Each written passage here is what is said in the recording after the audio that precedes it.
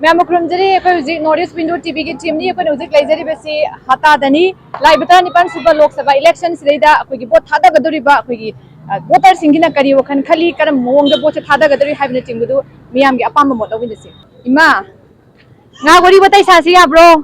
sai teda hai traga sudum kaisum ta kai de ima na khanbo to hekta hayu yam haina haidra su ko handa ki boche thada ba yaw dui roi ma yaw dui ne hoi yam phai akoi loina ma yaw si akoi gi hak sing do season asi karamba misak ka thada ge na khali ima political party de yeng dui ra aduga ima karamba misak ima na thada ge kana khanja balai koi di hana ju congress na le rakpani na congress ki mira dum pi jeng khalle ima hana gi lerak pagi oi dui ra na traga hana gi wana te huji ki to je yana phai hai ne ba ko phai hai ba mi du da koi pining goi wa congress ki le pi mi rep se ima kana noi de sena khang bi ra bro khang di ang ta su lak maming khang bi ra bro ima khang di ba koi de a da jong ta su lak re ma di masak su khang da ba maming su khang da ba ima congress pi dui ne ba ima na congress tung si be chang se si ba chang je mana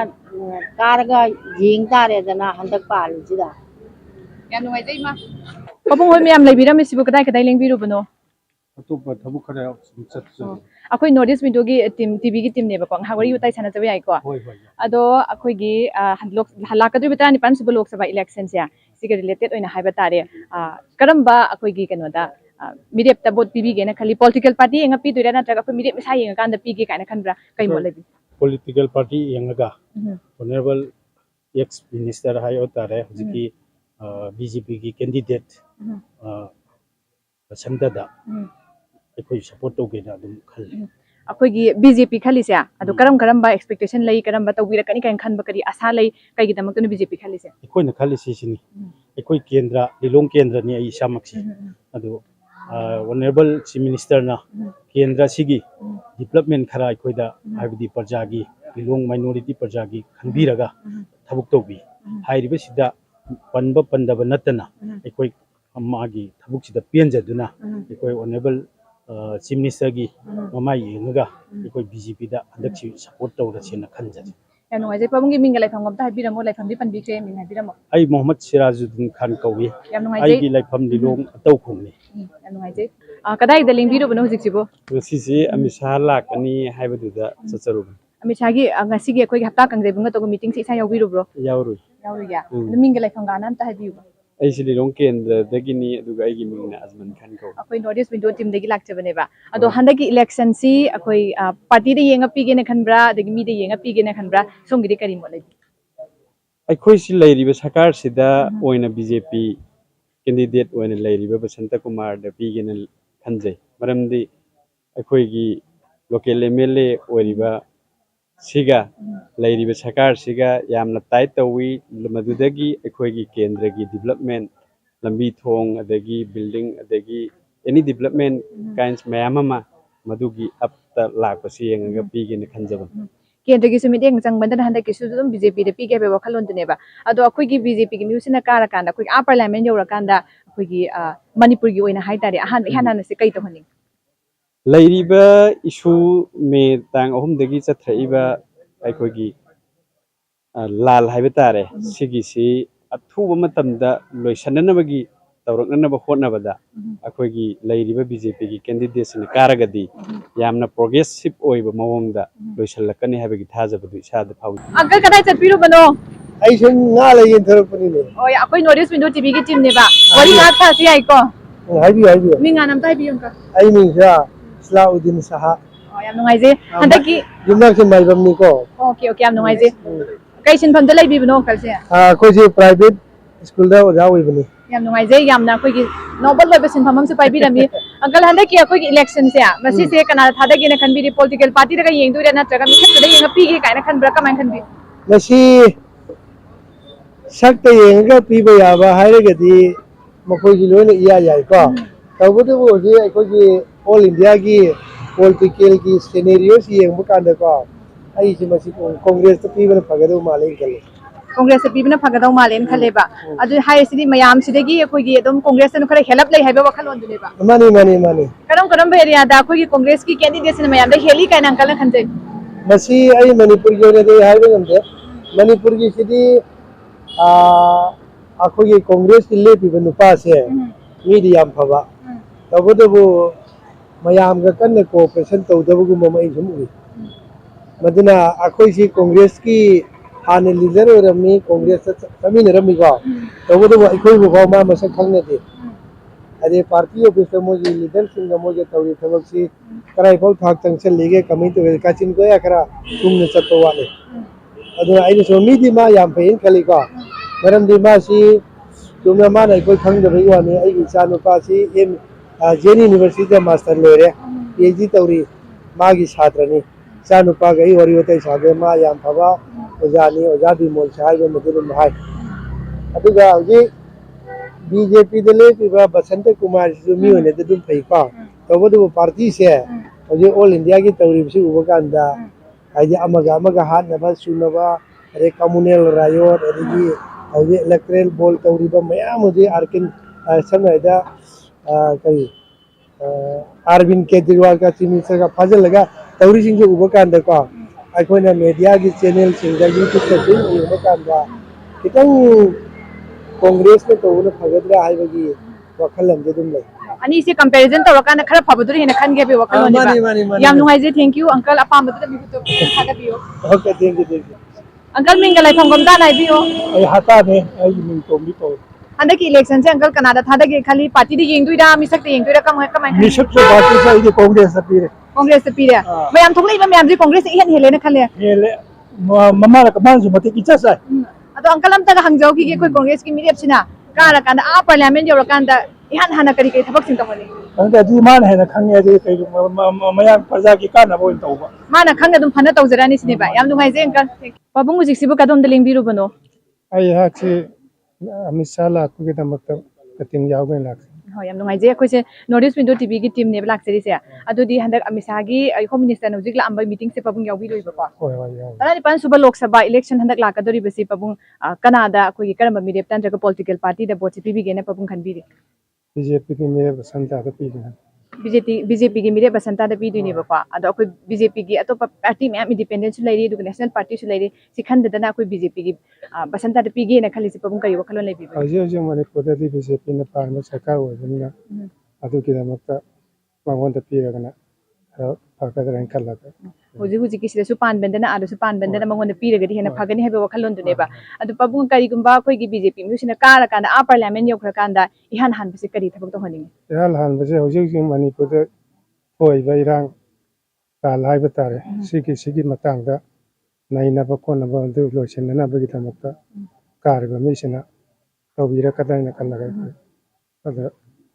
पीजेगन खंजा याम नुहाइजे बाबु या नुहाइजे अखोइ north east window TV की team ने लाक्सरी से Ming लाइफंग हानम ताबियो ओ आई लिलों केंद्र तगिनी आई side Abdul Singh कवे हंदक नौना जिला representative होइबा हंदक की तरन पन सुपर लोकसभा इलेक्शन सी करम पार्टी नत्रगा करम बीजेपी त पीगे ने खनबिरिगे आई दी बीजेपी त पीरनी कोई खन्ना रे बीजेपी त पीरनी ने ले पीरे बपा अदो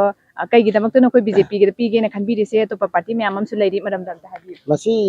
कोई ममांगी येंगोरागा हौदी गोनबर सीएम बीजेपी सरकार सिना गो लिलों केंद्र हायरगे सन हायरब को अवन बम पुरप मान पाइ खिदगी चही 35 कांग्रेस ना पाइबदा लिलों केंद्र द थोंगम खक्ते यन सरमदे हंद ओनबर सीएम ना कोई बीजेपी सरकार सिना तौबीरपदगी लिलों केंद्र द थोंग 3 9 गुम सारे हौजिकता मसिंग बुथीबदा काउंगमे लंबी थोंगी फिबम मुजी अर्बान की अदि कोयलास थाबा लंबी थोंग याम डेवलपमेंट ओइबा कोई ओनेबल कोई गिसिजु कार गिसिजु जीटीयू द काबनी सिगी माना पार्टी की खाइदना जात बिजाति खाइदना तौरप येंगकपा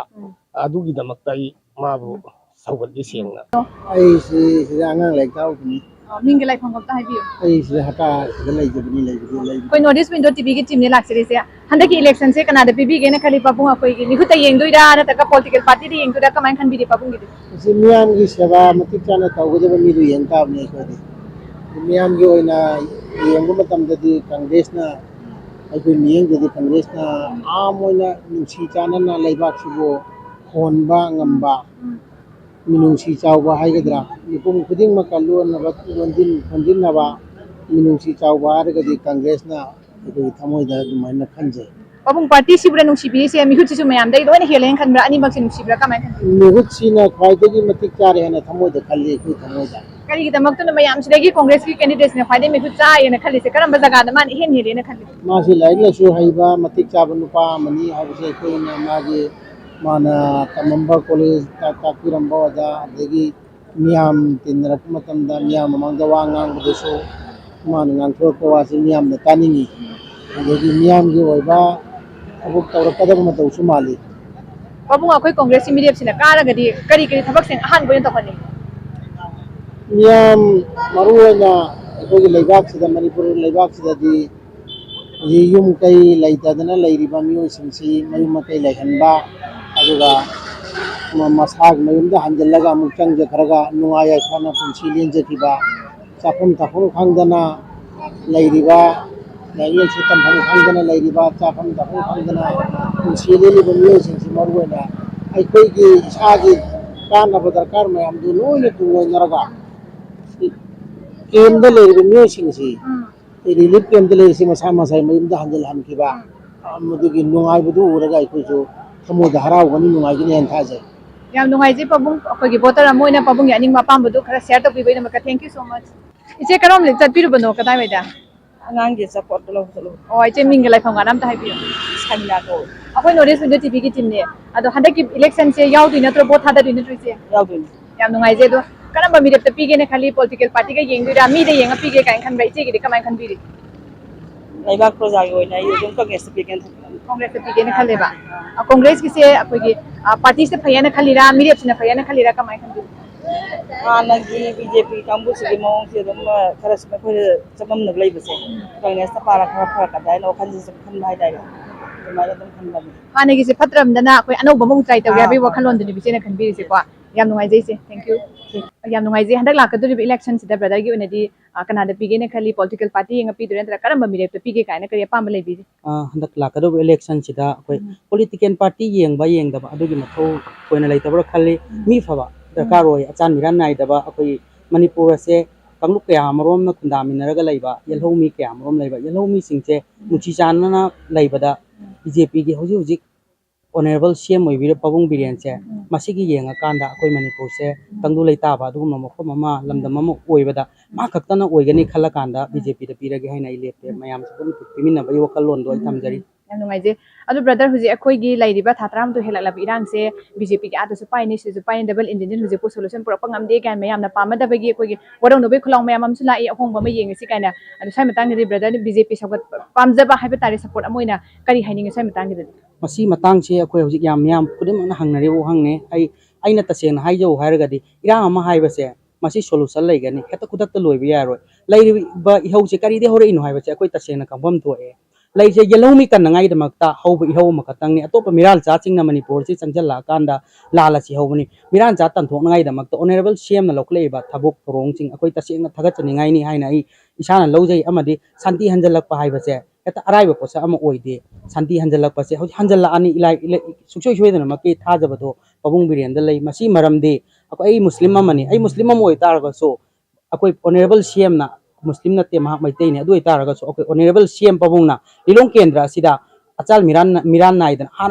ममांग मोना थोखिद्रबा मवोंगदा डेवलपमेंट कया अमा अखोई तौबिरे हस हाउस ngasiदै चाही क्यामरों सूरबसे मसे लेरक्तबसे मसी फाव हस हाउस साबिरी अदुगा लंबी थोंग क्यामरों सेंबिरी मसित नतना अखोई माइनॉरिटी के खनबिरा कांदा जॉबलेस ओइरबा थबक फंगद्रबा यूथ क्यामरों के खनबिरा कांदा वफा बोट से मसिदा अखोई मॉडर्न एजुकेशन सिस्टम हपचलगा मियोय क्यामरों थबक तौनगाई दमकता रिक्वेस्ट लौनगाई के प्रोसेस फावबा तौरकपसिदा ऑनरेबल सीएम ना अखोई लिलोंग केंद्र सिदा पाइबिरिबा ऑनरेबल एमएलए गा पुन्ना खुसमनरगा तौरकपसे मसिदासु अखोइना थाजबरो तसेनमक लैजे अदुना आई सामसुंग मियाम पुन्ना अखोई हंदकते मणिपुर शांति लैनबई दमकता अखोई बीजेपी दा वोट पिमिनरसे हाइबसे मसु ꯄꯥꯕꯨꯡ ꯀꯔꯝ ꯌꯦꯡꯕꯤꯔꯨꯕꯅꯣ आई वोकेट ने इसागी थबो मखप चचरुबने आई कनोगा प्रोफेशन मरी लेना टेंबर चलुबा हाइदारे ꯌꯥꯝ ꯅꯨꯡꯉꯥꯏꯖꯩ ꯃꯤꯉꯥꯟ ꯑꯝꯇ ꯍꯥꯏꯕꯤꯌꯨ आई मिंग सरित खान को ꯑꯩꯈꯣꯏ ꯅꯣꯔꯠ ꯏꯁ ꯋꯤꯟꯗꯣ ꯇꯤꯚꯤꯒꯤ ꯇꯤꯝꯅꯦ ꯍꯟꯗꯛ ꯂꯥꯛꯀꯗꯧꯔꯤꯕ इलेक्शनꯁꯦ ꯀꯅꯥꯗ ꯄꯤꯕꯤꯒꯦꯅ ꯈꯜꯂꯤ ꯄꯣꯂꯤटिꯀꯦल ꯄꯥꯔꯇꯤ ꯌꯦꯡꯉ ꯄꯤꯗꯣꯏꯔꯥ ꯑꯩꯈꯣꯏꯒꯤ ꯃꯁꯛ ꯃꯤꯁꯥꯗ ꯃꯤ ꯃꯁꯛꯇꯨꯗ ꯌꯦꯡꯉ ꯄꯤꯒꯗꯣꯏꯔꯥ वोट हाइबसे असेंबली कोई डेमोक्रेसी नीना मागी फ्रीडम ऑफ राइट टू लाई अदो फ्रीडम ऑफ राइट टू हजिक यूज तौबनी सिजिनगदोइने हजिक प्रजासिंग तौदोइसे अदो आई सागी ओइना हाइजरगदी आईगी ओइनादी आई पार्टी की वफम दाई बेस तौजरोय आई मी अखोई की कैंडिडेट हाई तारे कैंडिडेट पूरा बेस तौजरगा कैंडिडेट तुना अखोई की हौजिक प्रेजेंट सिचुएशन याम प्रिवेलिंग ओरिबा मणिपुर की सिचुएशन सिदा तनाई फदना सिचुएशन सी कमाइन तौरगा सोल्व तौगदगे सिंगसी फाउदा कनागुम्बा पार्टी ना नत्रगना इंडिविजुअल नत्रगना कम्युनिटी अमना पार्टी अमना ngasi फाउदा सिना ngaire हाइबगी प्रजा सिंगदा fulfil तौहन ngamdadana yamwana leirako matam amu oibanina hojiki handaki bossidi yamna luba bot mani haina lokjaraga aigi oinadi ai tasengnamakki masibu thengnaba ngamba aikogi malaibak si santi puraknabagi damakta karma mioi thagalaga